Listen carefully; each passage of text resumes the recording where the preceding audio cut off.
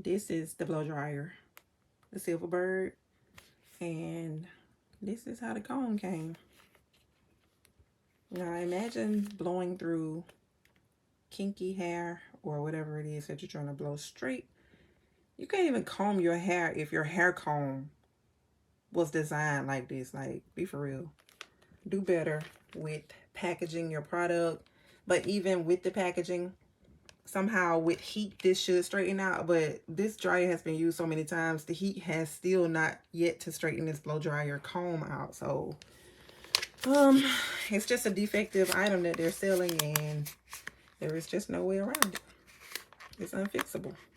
I mean, it could at least